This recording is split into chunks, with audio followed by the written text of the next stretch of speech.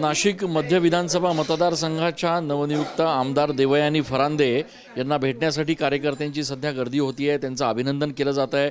त्यांच्या निवासस्थानी सकाळपासूनच खरं तर सगळ्यांची भेटण्यासाठी रांग लागली आहे। देवयानीताई, खूप खूप अभिनंदन। आपलं एकूणच या विजयाकडे कसं बघताय? कारण सगळ्या राज्याचं लक्ष नाशिक मध्य विधानसभा मतदारसंघात होतं। 2 वेळेस आपण या ठिकाणी प्रतिनिधित्व केलं, तिसरी वेळ नेमकं कसं बघितलं या निवडणुकीकडे आणि काय नेमकं विजयाचं गमक? नाशिक मध्य विधानसभा मतदारसंघ तसा पाहिला तर एक अवघड असा मतदारसंघ आहे जिंकण्यासाठीचा।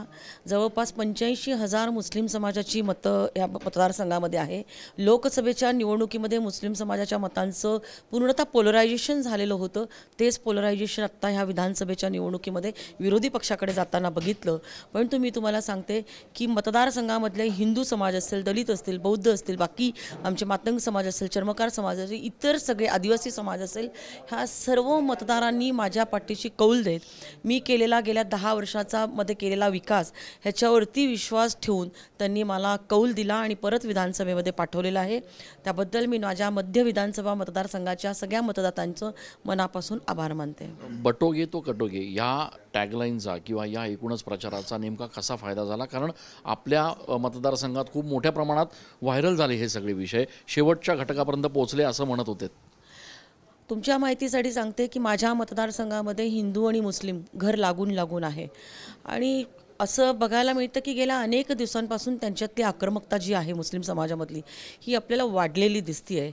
अनेक आमच्या हिंदू मुलांनी जुन्या नाशिक भागामध्ये मार खाल्ला, दंगल झाली आणि तुम्हाला सांगते की त्यांचं झालेलं मतांचं पोलरायझेशन आणि एकूणच भारतीय जनता पार्टी राष्ट्रहितासाठी करत असलेलं काम, त्याच्यामध्ये ट्रिपल तलाकचा विषय असेल किंवा आता वक्फ बोर्डाच्या बाबतीमधला जो निर्णय असेल, हे भारतीय जनता पार्टी राष्ट्रहिताच्या दृष्टिकोनातून करते। मतांचं लांगुलचारण हे भारतीय जनता पार्टी कधीही करत नाही।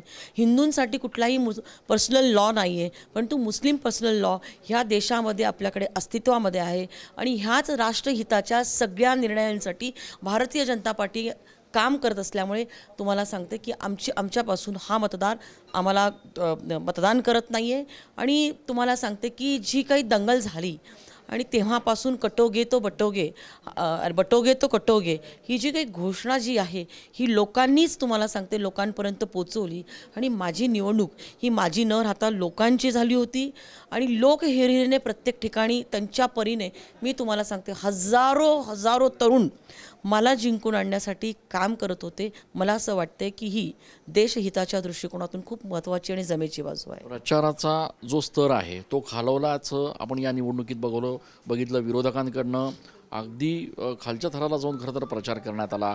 आपलं नाव जे आहे ते वेगवेगळ्या प्रकरणांमध्ये गोवण्याचा प्रयत्न करण्यात आला। सडेतोड त्याला आपण उत्तर देखील दिलं। हा सगळा निष्प्रभ ठरला प्रयत्न असं वाटत नाही?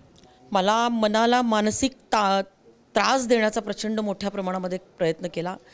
प्राध्यापिका म्हणून गेल्या 40 वर्षांपासून नाशिक शहरामध्ये मी काम करत आहे आणि राजकारणामध्ये काम करत असताना राजकारण कमी आणि समाजकारण अधिक याच भूमिकेमधून मी काम करते।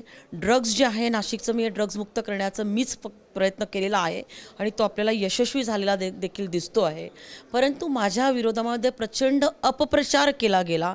एखाद्या महिलेला किती खालच्या दर्जावरती जाऊन तिला निवडणुकीमध्ये त्रास दिला जाऊ शकतो हा उच्चांक मी माझ्या आत्तापर्यंतच्या सगळ्या निवडणुकींमधला ह्या निवडणुकीमध्ये बघितला।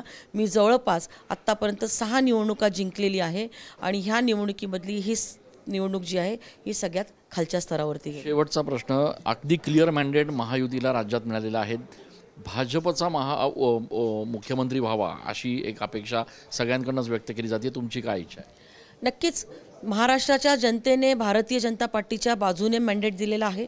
132 उमेदवार आम्ही 142 जागा लढलो, त्याच्यातल्या 132 जागा आम्ही जिंकतोय। म्हणजे अतिशय क्लिअर कट मॅन्डेट जे आहे महाराष्ट्राच्या जनतेने भारतीय जनता पार्टीसाठी दिलेलं आहे आणि म्हणून प्रत्येक राज्यातल्या व्यक्तीची, जनतेची मनापासूनची इच्छा आहे की भारतीय जनता पार्टीचा मुख्यमंत्री व्हायला पाहिजे आणि त्यात देखील सगळ्यात लाडकं नाव जे आहे ते आदरणीय देवेंद्र फडणवीस जे आहे त्यांनी 5 वर्ष सर्वच समाजाला, म्हणजे मराठा समाज असेल, ओबीसी समाज असेल, इतर काही समाज असतील, त्या सर्वांना न्याय देण्याचं काम केलेलं आहे आणि म्हणून त्यांचं नाव मला असं वाटतं की मुख्यमंत्री पदावरती त्यांच्यावरती शिक्कामोर्तब व्हायला पाहिजे. खूप धन्यवाद आणि आपलं मनपूर्वक अभिनंदन. देवयानी फरांदे नाशिक मध्य विधानसभा मतदारसंघातून भाजपच्या वतीनं निवडून आलेले आहेत.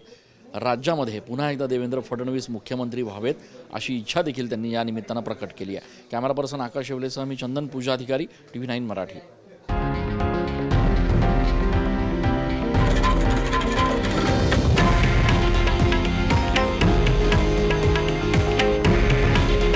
हे आहे देशातील नंबर 1 न्यूज नेटवर्क आणि आपण पाहत आहात TV9 मराठी.